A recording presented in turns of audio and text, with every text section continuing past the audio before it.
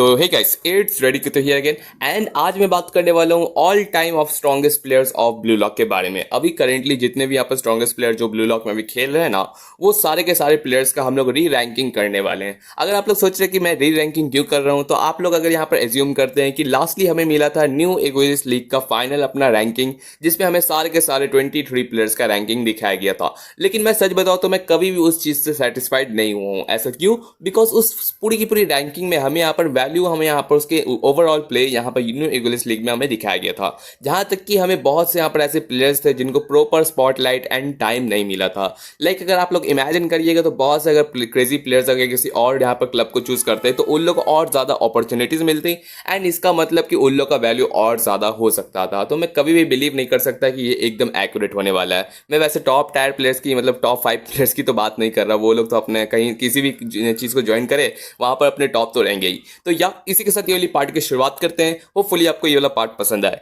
तो या पहली आप लोग की जो रैंकिंग आती है वो है अपनी और कोई नहीं फर्स्ट, एंड ये आप जानते हैं कि ये किसको जाने वाला है। यस, मैं बात कर रहा हूँ योइची इसागी के बारे में, अपना एमसी कैरेक्टर। एंड अगर आप लोग सोच रहे हैं कि मैंने रिन को क्यों नहीं लिया, तो मैं इसका रीजन दूंगा आपको। तो पहली बात कि अपना योइची इसागी को मैंने क्यों रखा है, इसका मतलब ये पहली बात कि इसके पास सबसे ज्यादा जो स्ट्रॉन्गेस्ट वेपन है वो है इसका प्लॉट आर्मर। लाइक अपने बंदे के पास स्पेशलिटी सब चीजें तो हैं, लेकिन साथ साथ उसका मेन पॉइंट तो यही बनता है एक तरीके का। दूसरी बात कि ये बंदा जिस तरीके से लोगों को डिस्ट्रॉय करता है, डोमिनेशन दिखाता है, वो सबसे ज्यादा क्रेजी रहता है। एंड सबसे ज्यादा इसका मेन प्रॉब्लम रहता है ना, ये है इसका कोर। अगर आप लोग सोच रहे हैं कि आखिर इस बंदे में आखिर क्या बात है कि इसको नंबर 1 में रखा गया, तो इसका सबसे पहला जो रीजन रहता है ना, वो है इसका ईगो। अगर आप लोग सोच रहे हैं कि मैंने इसका ईगो क्यों चूज किया है, तो दरअसल बात ये है कि अपना इसागी योइची इतना ज्यादा क्रेजी प्लेयर है ना कि वो हमेशा एक स्ट्रॉन्गेस्ट प्लेयर की तलाश में रहता है। वो जब से ब्लू लॉक में घुसा है ना, वो हमेशा सबसे स्ट्रॉन्गेस्ट प्लेयर को बीट करने के पीछे पड़ा रहता है। स्टार्टअप हुआ उसका यहाँ पर कीरा से, फिर नागी, फिर बारो, एंड देन इसके बाद अपना रिन की बारी आ जाती है। एंड रिन को भी ऑलमोस्ट यहाँ पर न्यू इगोइस्ट लीग में उसने हरा दिया है।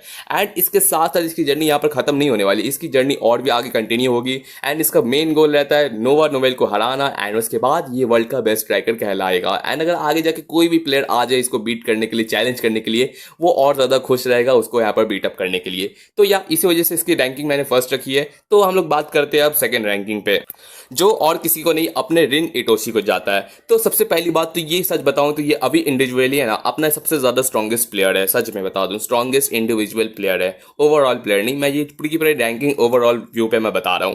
तो सबसे पहली बात कि अपना रिन इटोशी को जब सबसे ज्यादा मेन अभी जो जरूरत है ना, वो है उसको कंट्रोल अपने डिस्ट्रॉय मोड पे। आप लोग जब जानते ही हैं कि अपना बंदा जब जब यहाँ पर डिस्ट्रॉय मोड को ऑन किया है, उसे एक क्राइटेरिया चाहिए उसको कंप्लीट करने के लिए, एंड तभी वो ऐसे स्टेज को पहुंच सकता है। उसने यहाँ पर जब यहाँ पर जापान U20 वाला मैच में उसने ये अचीव किया था साई के अगेंस्ट, बिकॉज उसको बहुत ज्यादा सिकनेस हो रहा था यहाँ पर, जिस तरीके से ब्लू लॉक उसको सपोर्ट कर रहा है एंड उसके ड्रीम के बीच में आ रहा था, तब उसका यहाँ पर ट्रिगर हो जाता है उसका डिस्ट्रॉय मोड। एंड इसके साथ साथ हमें यहाँ पर जो नेक्स्ट रहता है ना, न्यू इगोइस्ट लीग का ये फाइनल मैच रहता है, उसमें भी न्यू यहाँ पर अपना इसका डिस्ट्रॉय मोड दिखाया गया था। एंड सबसे क्रेजी बात ये है कि इसका डिस्ट्रॉय मोड और ज्यादा अपग्रेड होते चल जाता है जितना इसको यूज करेगा। तो मैं ये कहना चाहता हूँ कि जिस जिस पॉइंट पे ये अपना डिस्ट्रॉय मोड को अपने विल पे यहाँ पर निकाल देगा ना, उस दिन ये सच में यहाँ पर इसागी के इक्वल कहलाने के लायक हो सकता है। एंड इसी के साथ साथ मैं बात करने जाता हूँ अब 3 प्लेयर के, आई मीन 3rd प्लेयर अपना रैंक पे, एंड ये और कोई नहीं अपना यहाँ पर बारो शो है। ऐसा क्यों? बिकॉज ये अपना किंग है यार, किंग को कैसे तुम भूल सकते हो। अब जो लोग यहाँ पर शीडो के बारे में सोच रहे कि 3rd रैंकिंग तो न्यू इगोइस्ट लीग में वो था, तो दरअसल बात ये है ना कि बारो यहाँ पर अपना पूरा का पूरा टीम को यहाँ पर लीड लेके चला गया था। मुझे एकदम समझ नहीं आता कि ये बंदा जो यहाँ पर सबसे ज्यादा यहाँ पर गोल्स में नाम पे आता है, शीरो इससे कम गोल्स किया है, लेकिन फिर भी इसका यहाँ पर रैंकिंग इतना कम है। मैं कभी भी ये वाला पॉइंट समझ नहीं सकता। एंड मेरी नजर में तो मैं सच बता दूं, ये बारो ये शीरो से लाख गुना ज्यादा बेहतर है। शीरो को बहुत ज्यादा यहाँ पर लोगों की जरूरत पड़ती है, उसका यहाँ पर व्यू पॉइंट मैं आपको आगे बताऊंगा तो आपको पता चल जाएगा ऐसा क्यों।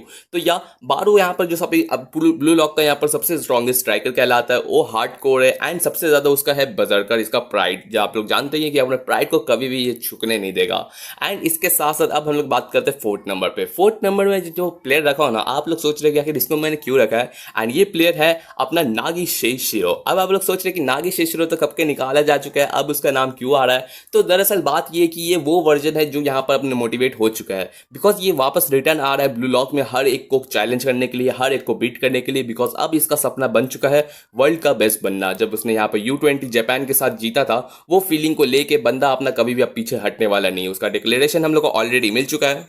जिसके पास एबिलिटीज है अपने यहाँ पर सबसे ज्यादा जो बेहतरीन है ना, वो है यहाँ पर सारी चीजों को यहाँ पर दम पूरी तरीके से यहाँ पर डिवॉर करने की। आई मीन डिवॉर इसागी योची की तरह नहीं, बंदा का यहाँ पर डेट और किसी भी चीज को यहाँ पर पूरी तरीके से एब्सोल्युटली दम पूरा खत्म कर सकता है। उसका जो भी चीज सामने ला दो वो डेट के अगेंस्ट कभी भी नहीं जीत पाएगा। एंड इसका जो सबसे मेन पर्क रहता है ना, वो है इसका एब्सोल्यूट कंट्रोल बॉल के अगेंस्ट। एंड ये बंदा अब लेजी नहीं रहने वाला है, तो आप लोग समझ सकते हैं कि इसका यहाँ पर पार्ट ये बारों के एकदम इक्वल होने ही वाला है। इसके बाद जो नेक्स्ट प्लेयर आता है वो है 5th नंबर पे अपना बाचिरा।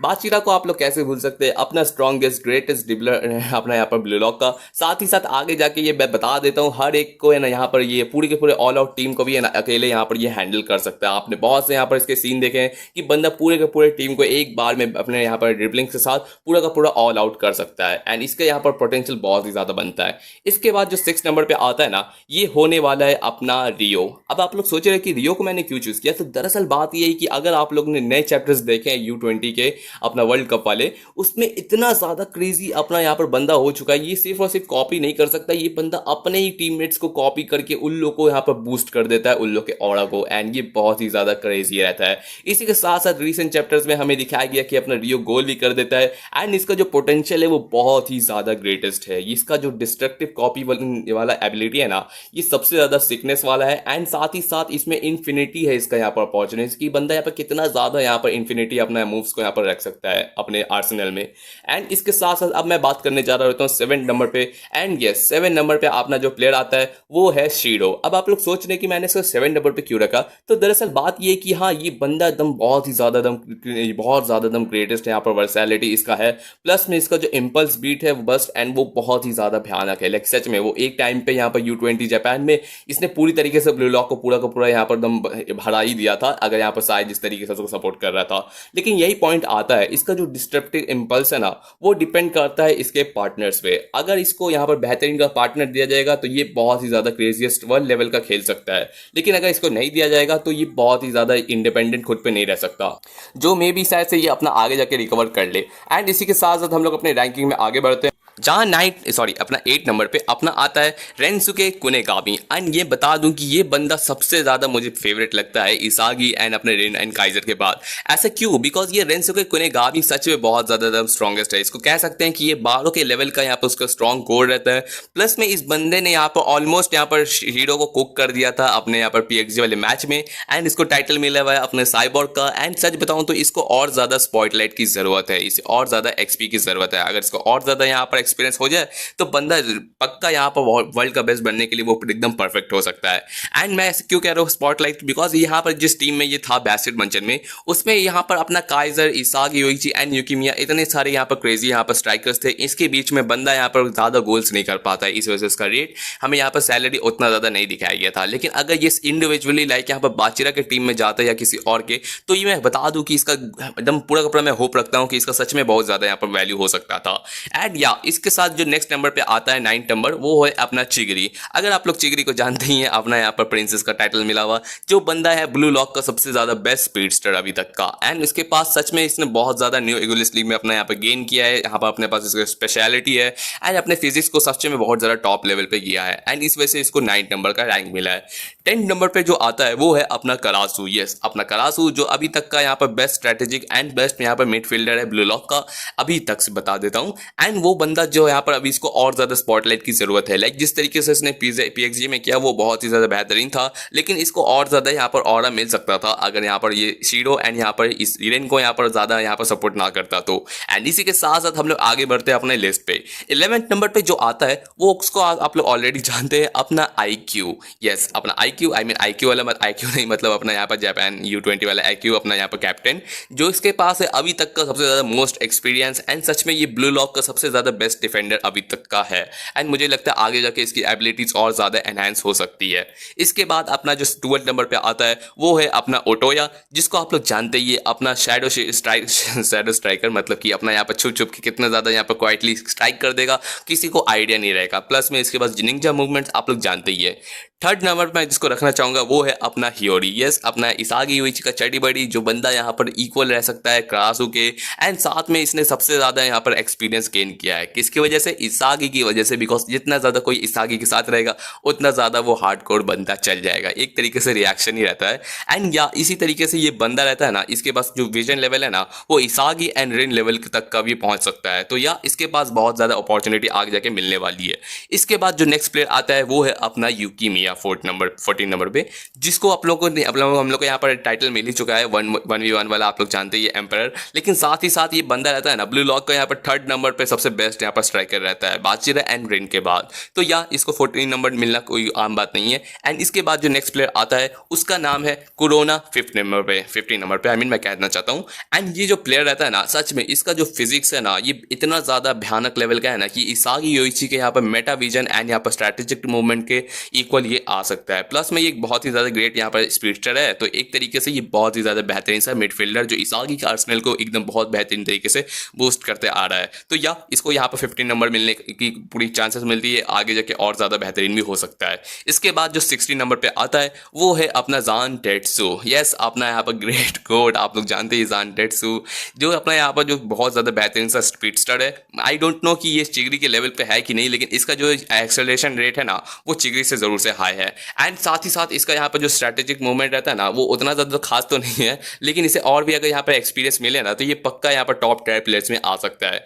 इसके बाद जो नेक्स्ट प्लेयर है वो है अपना आरयू, जो कभी यहाँ पर ब्लू लॉक का यहाँ पर फर्स्ट 3rd सिलेक्शन में टॉप 3 हुआ करता था, लेकिन फिर भी वो अपना एक बहुत ज़्यादा बेस्ट यहाँ पर एरियल डिफेंस प्लेयर है जो अभी तक के यहाँ पर डिफेंस में काम आते आ रहा रहता है। साथ ही साथ अपने जो 80 नंबर पे आता है वो है अपना राइची। यस, राइची को कैसे बोल सकते हैं, अपना स्टैमिना मॉन्स्टर। जो बंदा यहाँ पर सबसे जो बेस्ट उसका अभी तक का यहाँ पर जो एक्सपीरियंस मिला है ना वो है बेस्ट ट्रैकर का, मतलब कि जो भी अगर किसी प्लेयर को यहाँ पर टैग करना रहता है ना, मतलब उसको पूरी तरीके से शट डाउन करना रहता है तो राइची को लगा दो, पूरी तरीके से कर देगा। लाइक वो बंदा यहाँ पर डॉन लोरेंजो को भी पूरी तरीके से टैकल करने की पूरी यहाँ पर ये कोशिश करता है। एंड बंदा ऑलमोस्ट कर देता है, लेकिन आप लोग जानते हैं अपना डॉन लोरेंजो रहता है ना वो पूरी तरीके से ऑल आउट नहीं करता है। तो या इस तरीके से हमें आगे रखे इसकी पोटेंशियल और ज़्यादा इंक्रीज होते हुए दिख सकती है।